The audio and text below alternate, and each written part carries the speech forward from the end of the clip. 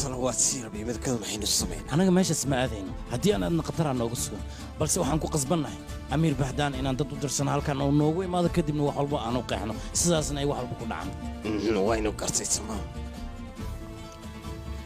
midda kale waxaan idin leeyahay duurkan inaan dib ugu laabano waayo oo aanan bannaanka aadin haddii kalenta waana lagu imaanaya dhaqsada marka amarkaaga jiro soo socda ay diina marya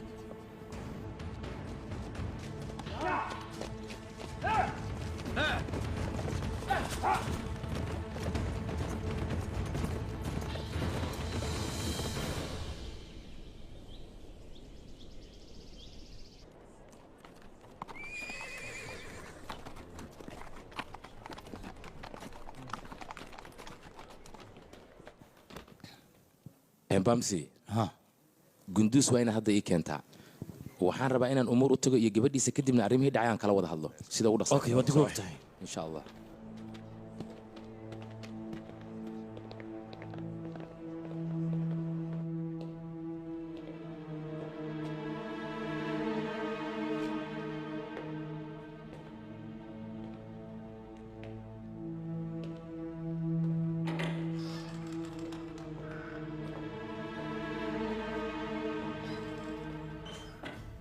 dadkii dilkan ka dambeeyey ma soo heshay ii sheeg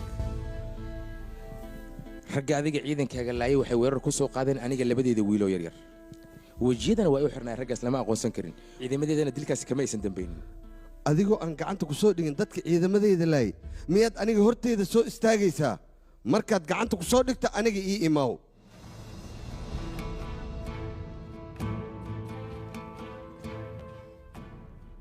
ragga dilka geystay waxay rabeen labadeeda wiil ee shaafici iyo cismaan inay dilaan iyaga ayaana arkay oo markhaati ku noqon doona marka gacanta lagu soo dhigo wiilkaada haddii uunu dilka geysanin sababta uu xabsigu ugu baxsaday maxay tahay adiga markiin aniga gacanta ku soo dhigo oo aan wiilkaada xukumo markaas ayaa ka shallaay doontaa beentaadana halkaas ayay ku dhammaan doontaa mudane cumar waxaad ku hadlaysay waa maxay yaase kuu sheegay wiilkayga gunduus inuu xabsiga ka baxsaday gabadhayda ayaa xabsiga ugu tagtay kadibna ciidankaada ayaa u sheegeen wiilkaada inuu xabsiga ka baxsaday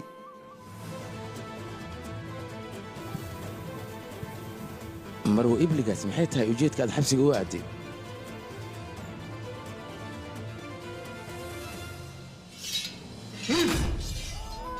aabba waxaad samaynaydo ciidankaada amarku sii hubka ha iska dhigaano haddii kale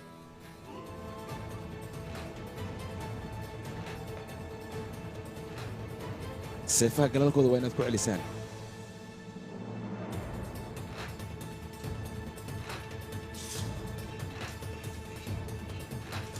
albaabka ii xir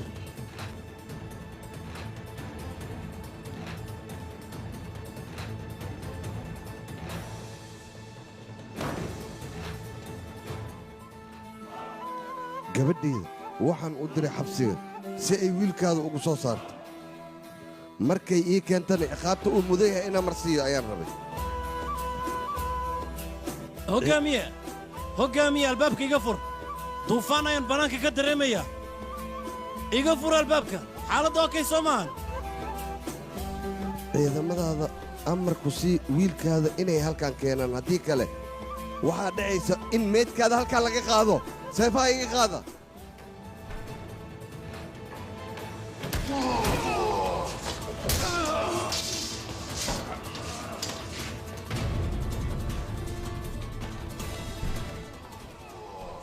aabbo ciidamadaada amar ku sii seefaha waa inay dhulka dhigaan war seefaha iska dhiga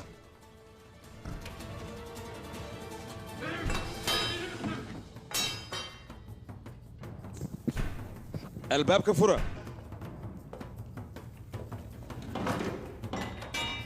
hoggaamiye